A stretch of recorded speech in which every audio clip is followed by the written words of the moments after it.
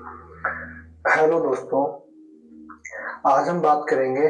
अगर हमारे पास, जैसे कि हम पिछली वीडियो में, दो वीडियो बन चुकी हैं इस टॉपिक के ऊपर, बहुपद। बहुपद के बारे में हमने पिछली वीडियो में देखा था, उनके जो एडिशन, सब्ट्रैक्शन और मल्टीप्लाइकेशन के बारे में अच्छी तरह हम पिछली वीडियो में बात कर चुके हैं। ठीक है, तो जिसने पिछली वीडियो नहीं देखी है तो पहले पिछली वीडियो देखिए, उसके बाद आप ये वीडियो देखिए तो ज्यादा समझ में आएगा।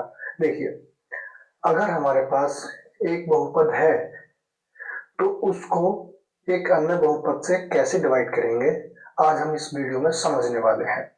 देखिए, वीडियो को बिना देरी किए हम सवाल की तरफ चलते हैं और सॉल्यूशन देखते हैं, फिर उसके बाद में क्या परिणाम निकलता है उसके बारे में बात करते हैं।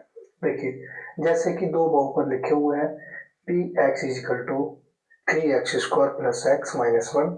सेकेंड वाला बहुपद है 1 + x या x+1, आप लिख सकते हो, कोई दिक्कत नहीं है। ठीक है, तो भाग देने के नियम में एक चीज को आपको ध्यान रखना है, जिस बहुपद से हम भाग देंगे उसकी घात हमेशा कम होती है।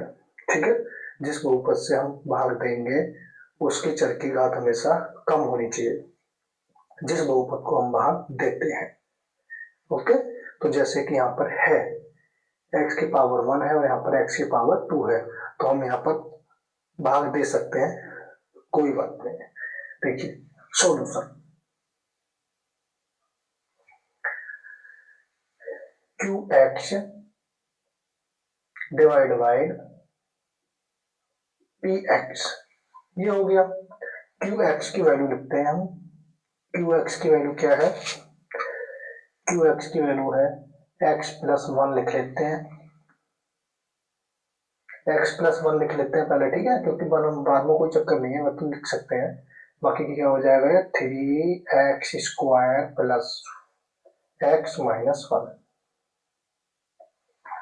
भाग करने के बाद एक चीज की और बात करेंगे, उसका भागफल क्या है, शेषफल क्या है, और थर्ड पार्ट क्या है, क्या जो हमारा qx बहुपद px बहुपद का गुणनखंड भी है, इसके बारे में भी हम अच्छी तरह डिस्कस करेंगे। तो हम इसको भाग देते हैं, नॉर्मल भाग देनी होती है, इसमें कोई दिक्कत वाली बात नहीं आनी चाहिए। जैसे कि अगर हम यहाँ पर हमें ये टर्म्स देखनी है इस बहुपद की, और इस बहुपद की पहली टर्म्स देखनी है, तो वैसे ही हमें 3x² यहाँ पर बनाना है। जो हमारी ये बहुपद है इसको हम जिस मर्जी से मल्टीप्लाई कर सकते हैं। तो अगर हम देखें 3x से अगर इसको मल्टीप्लाई करके यहाँ पर लिखें इस बहुपद को, तो क्या आ जाएगा 3x² आ जाएगा और प्लस का 3x आ जाएगा। ठीक है, ये हमारे पास मिल जाएगा, क्योंकि जब हमने 3x से इसको मल्टीप्लाई किया तो ये हमें मिल गया। तो वही नियम लगाना है जो हम भाग के नियम में लगाते हैं। जब भाग करते हैं तो माइनस करते हैं, तो ये माइनस का हो जाएगा, ये भी माइनस का हो जाएगा, फिर उसके बाद क्या हो जाएगा, ये माइनस का 3x है और माइनस का x है, वो प्लस का x है, तो माइनस का क्या बचेगा, माइनस का 2x बचेगा, माइनस का 1 बचेगा। जैसे कि यहाँ पर माइनस का 2 आया है, ठीक है, तो यहाँ पर पहली बात तो माइनस का चिन्ह आएगा, इस बात को आपको ध्यान रखना है। अगर यहाँ माइनस नहीं है तो, अब यहाँ पर कोई नंबर भी नहीं है तो यहाँ पर 2 भी आएगा। अगर हम यहाँ पर 2 से इसको मल्टीप्लाई करके लिखते हैं तो क्या आता है, देखो, अगर 2 से करेंगे तो ये हो जाएगा 2x माइनस का और फिर माइनस का 2, ये हो जाएगा।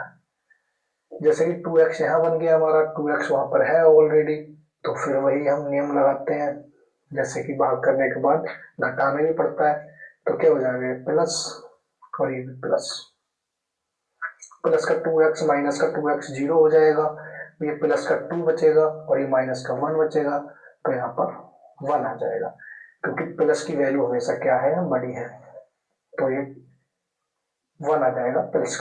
प्लस का साइन हम लगाते नहीं है। ठीक है, तो यहाँ पर हम देखें शेषफल क्या आ गया हमारा,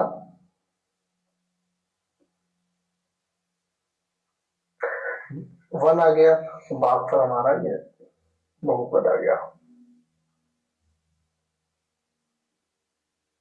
ठीक है, तो यहाँ पर अब जो तीसरी कंडीशन की बात की थी क्या हमारा क्यू एक्स पी एक्स का गुणनखंड है?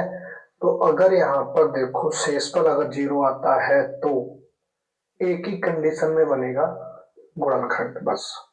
अगर शेषफल 0 है तो जिस बहुपद से हम भाग देते हैं उस बहुपद का गुणनखंड है, अन्यथा नहीं है। ठीक है, और भी किसी भी कंडीशन में नहीं मिलेगा। तो यहाँ पर शेषफल हमारा 1 है, भागफल हमारा ये है। तो अगर हम यहाँ पर लिखना चाहें क्यू एक्स बहुपद बहुपद पी एक्स बहुपद का गुणनखंड नहीं है,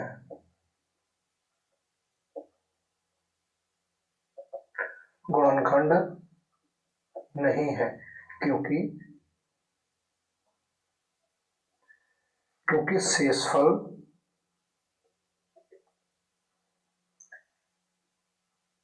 0 नहीं है। ठीक है, यही कंडीशन लागू होती है बहुपदों में। ठीक है, अब हम बात कर लेते हैं, नेक्स्ट क्वेश्चन लेते हैं, उसमें और अच्छी तरह आपको समझ में आ जाएगा। नेक्स्ट क्वेश्चन दिया हुआ है इन्होंने, पी एक्स की वैल्यू इन्होंने दी हुई है एक्स की पावर 4 माइनस का 81 और क्यू एक्स की वैल्यू इन्होंने दी हुई है एक्स माइनस 3, एक्स माइनस 3 ये वैल्यू दी हुई है। सॉल्यूशन, इसका सॉल्यूशन करते हैं। देखिए, जो हमारा क्यू एक्स है उसकी घात बड़ी है, तो हम आराम से इसको, जो क्यू एक्स है उसकी घात छोटी है पी एक्स के, जो बहुपद है। ठीक है, एक्स की पावर 4 यानी कि यहाँ पर पी एक्स लिख देंगे और फिर उसके बाद क्यू एक्स की वैल्यू यहाँ पर लिखेंगे एक्स माइनस 3 और एक्स की पावर 4 माइनस 81। ठीक है, तो अब हम यहाँ पर क्या लिखें कि हमारा जो टर्म्स है, हमारी पहली टर्म एक्स की पावर 4 मिल जाए। तो हमें पता है अगर हम x को मल्टीप्लाई कर दें x की पावर 3 से, या तो क्या मिल जाएगा, हमें x की पावर 4 मिल जाएगा। तो यहाँ पर भागफल में क्या आ जाएगा, x की पावर 3। तो x की पावर 3 से जब इस टर्म को मल्टीप्लाई करेंगे तो क्या मिलेगा, x की पावर 4 माइनस 3 एक्स क्यूब। फिर वही काम करेंगे, इसको माइनस करेंगे, जब इसको माइनस करेंगे तो ये माइनस की वैल्यू हो जाएगी और ये प्लस की। बचेगा क्या यहाँ पर, प्लस का बचेगा 3x³ और माइनस का 81। अब यहाँ पर 3 है और यहाँ पर कोई नंबर दिया हुआ नहीं है, तो यहाँ पर 3 लिखना जरूरी है प्लस के साथ। अब हम x³ की बात कर लेते हैं, यहाँ पर x³ है और यहाँ पर x है, तो अगर हम x² से मल्टीप्लाई कर दें तो हमें x³ मिल जाएगा। ठीक है, तो ये हो जाएगा x²। इस बात का भी आपको ध्यान रखना है, जो यहाँ पर चर संख्या दी होगी जिसकी घात अगर मैक्सिमम होगी तो उसकी घात यहाँ पर कम होगी, जो दूसरी टर्म में। इस बात का आपको ध्यान रखना है, अगर यहाँ 4 होगी तो यहाँ 3 होगी, यहाँ 3 होगी तो यहाँ 2 होगी, यहाँ 2 होगी तो यहाँ 3 1 होगी। ठीक है, इस बात का भी आपको अच्छी तरह ध्यान रखना है। देखिए, यहाँ पर 3x² से मल्टीप्लाई करेंगे तो यह मिलेगा हमें 3x³ और माइनस का 9x², क्योंकि जब हम x माइनस 3 मल्टीप्लाई करते हैं किसके साथ, 3x² से, तो 3x³ माइनस का 9x², ये टर्म हमें मिलेगी जो हमने यहाँ नोट कर दी। वही फिर करते हैं, इसको माइनस करेंगे तो ये माइनस और ये प्लस। ठीक है, प्लस साइन आप बोर्ड में लिख भी सकते हो, नहीं भी लिख सकते, लेकिन ये माइनस लिखना बहुत जरूरी है ब्रैकेट के साथ। बाकी अगर आप इसको बिना करे कर सकते हो तो कर देना, कोई दिक्कत वाली बात नहीं है। ये यहाँ पर माइनस हो जाएगा और ये प्लस का फिर 9x और ये कट के 0 हो गया, बचा क्या फिर माइनस का 81। अब यहाँ पर x की पावर 2 है और यहाँ पर x है सिर्फ, और मल्टीप्लाई में 9 है, तो यहाँ पर पहले 9 लिखते हैं प्लस का साइन लगा के। देखिए यहाँ जो साइन आएगा वो यहाँ पर साइन आएगा। ठीक है, तो 9 लिख दिया हमने और यहाँ पर x² है, यहाँ पर x है, तो एक एक्स से काम हमारा चल जाएगा। 9x की इसके साथ मल्टीप्लाई करके लिखते हैं तो ये हो जाएगा 9x² माइनस 9×3 = 27। ये हो जाएगा। फिर वही हमारा नियम, इसको माइनस करना होता है, ये माइनस का और ये प्लस का। बचेगा क्या हमारे पास, 27x माइनस का 81 है। ये हमारे पास टर्म्स आ गई। अब इसको हम किससे मल्टीप्लाई करें कि ये हमारा 27x मिल जाए। तो अगर हम देखें, अगर यहाँ पर 27 से ही मल्टीप्लाई करना पड़ेगा तभी हमें ये मिलेगा। करते हैं, प्लस का साइन लेते हैं, यहाँ प्लस है तो 27, ठीक है। 27 को इसके साथ मल्टीप्लाई करते हैं तो ये आ जाएगा 27x और ये माइनस का 27/3 81, ठीक है। तो जैसे ही हम करेंगे माइनस तो क्या हो जाएगा, ये माइनस का ये प्लस का, ये माइनस की वैल्यू है 27x और ये प्लस की तो 0 होगी, और ये 81 प्लस की वैल्यू आई और ये माइनस की वैल्यू है, ये भी 0 होगी, तो ये 0 आ गया। अब यहाँ पर देखते हैं क्या क्या मिला हमें। अगर हम भागफल की बात करें तो भागफल क्या मिल गया हमें, x³ + 3x और +9x + 27, ये हमें भागफल मिला है। और हम शेषफल की बात करें तो हमें मिल गया 0, ठीक है। तो अब हम गुणनखंड की बात कर लेते हैं। क्या qx की वैल्यू जो दी हुई है x-3, जो px की वैल्यू दी हुई है x⁴ - 81 का गुणनखंड है। तो यहाँ पर 0 है शेषफल। तो हमने कंडीशन देखी है कि अगर 0 नहीं है तो नहीं होगा और 0 है तो बहुपद होगा, ये हमने बात की थी। तो यहाँ पर लिख देंगे क्या, qx बहुपद गुणनखंड है, qx बहुपद px बहुपद का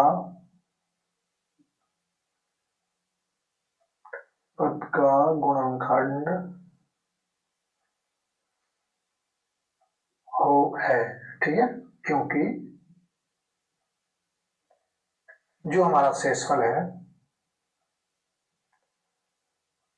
शेषफल क्या है, 0 जीरो, ठीक है।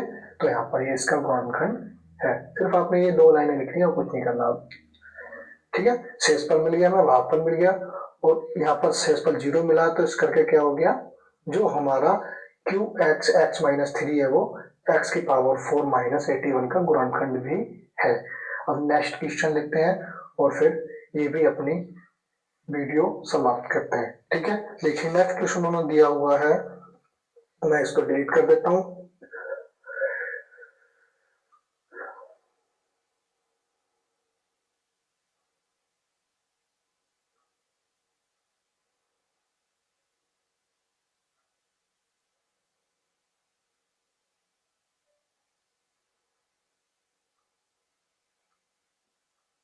देखिए इन्होंने नेक्स्ट क्वेश्चन तो दे रखा है, और पी एक्स की वैल्यू इन्होंने दी हुई है,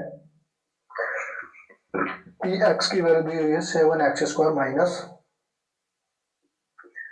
2√8x - 6।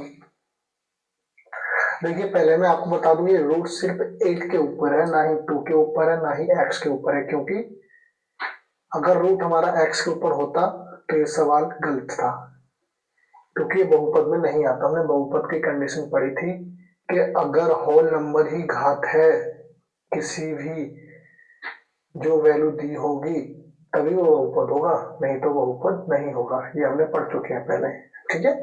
तो ये सिर्फ हमारा 8 के ऊपर रूट है, बाकी किसी के ऊपर नहीं है।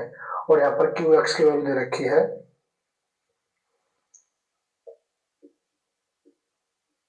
अगर हम क्यू एक्स की वैल्यू की बात करें वो दे रखी है x - 2। ये वैल्यू दी हुई है। ठीक है, अब यहाँ पर रूट आ गया तो रूट से थोड़ी दिक्कत हो सकती है, लेकिन कोई बात नहीं, हम इसको सॉल्व करते हैं।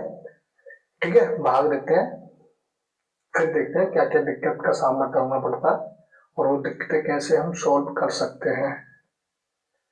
देखिए, अगर हम सॉल्यूशन की बात करें तो हम क्यू एक्स से ही भाग देख सकते हैं पी एक्स को,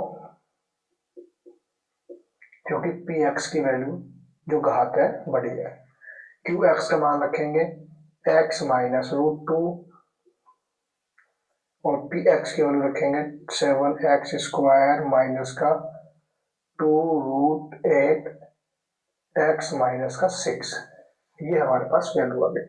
अब देखिए, हमने 7x² देखा है, तो हमने ये पहली टर्म्स देखनी है और इसकी पहली, तो हम यहाँ पर किस चीज से मल्टीप्लाई करेंगे, भागफल में क्या लिखें कि 7x² हो जाए एक्स के साथ लेकर, कि हमारा 7x² हो जाए, तो हम 7x ले लेंगे यहाँ पर, तो 7x², तो ये हो जाएगा, अगर हम बात करें 7x² माइनस का 7√2 और ये x, ये वैल्यू हमारे पास आ जाएगी। ठीक है, तो अब वही वाला नियम लगाएंगे, इसको माइनस करेंगे तो क्या आ जाएगा, ये माइनस का और ये प्लस का। अब यहाँ पर ये तो कट के 0 हो जाएगा, लेकिन यहाँ पर ये देखो, इसमें थोड़ा अंतर सा हो रहा है, क्योंकि वहां रूट में 8 है और यहाँ पर रूट में 2 है, तो हम √8 को एक प्रकार से हम तोड़ सकते हैं। कैसे, अगर हम देखें √8 को 2 इंटू 2 इंटू 2 लिख सकते हैं, 2 दूनी 4, 4 दूनी 8। ठीक है, और अगर हम यहाँ पर देखें 2 इंटू 2, ये 2² इंटू 2 हो जाएगा, तो ये स्क्वायर इस वाले 2 को बाहर कर देगा। ठीक है, रूट से, ये क्योंकि स्क्वायर से रूट कट जाता है, तो ये वैल्यू हमारे पास आ जाएगी। तो हम यहाँ पर डायरेक्टली ये लिख सकते हैं 8 की जगह, तो अगर हम 8 की √8 की जगह अगर ये लिखेंगे तो आगे 2 है, तो यहाँ पर 2 से मल्टीप्लाई करेंगे, तो यहाँ पर जब 2 से मल्टीप्लाई करेंगे तो हो जाएगा 4√2। ठीक है, क्योंकि यहाँ भी 2 से मल्टीप्लाई करना पड़ेगा अपनों को ना, तो हम इसकी जगह डायरेक्टली लिख सकते हैं क्या,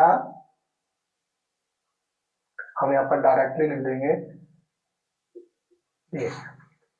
अब ये आसान हो गया, क्योंकि यहाँ भी √2 हो गया और यहाँ भी √2 हो गया, तो हम इसको माइनस कर देंगे।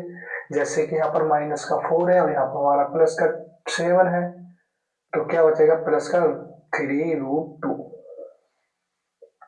और जो हमारा वैल्यू है वो लिख देंगे x माइनस का 6।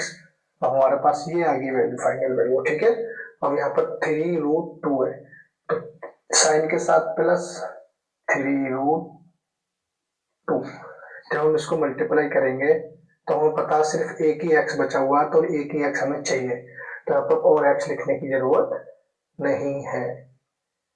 तो क्या करेंगे, यहाँ पर हो जाएगा हमारा, ये हो जाएगा 3√2x, और जब माइनस के साथ क्या हो जाएगा, √2 इंटू √3,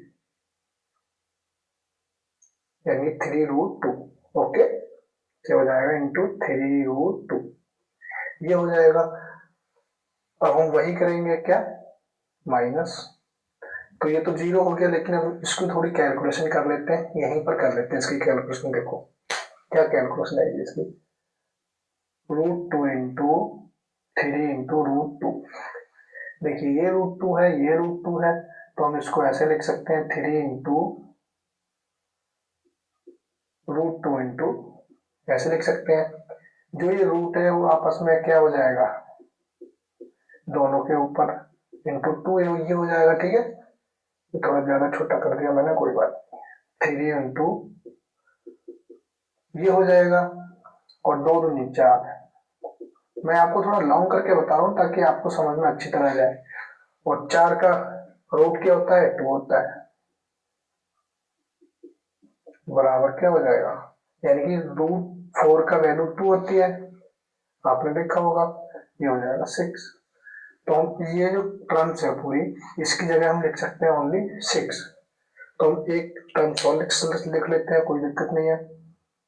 ये देखिए, ये 3√2 2x माइनस इसकी जगह आ जाएगा वैल्यू 6, और ये माइनस जब करेंगे तो ये माइनस की वैल्यू हो जाएगी और ये प्लस की वैल्यू हो जाएगी।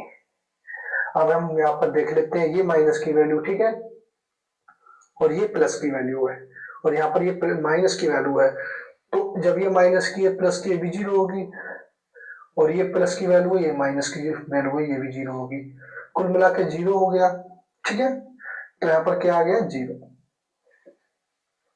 तो अगर हम यहाँ पर भागफल शेषफल की बात कर लें और जो गुणनखंड की बात कर लें वो क्या क्या होगा, क्या क्या कंडीशन होगी, ये देखो, ये हमारा भागफल आ गया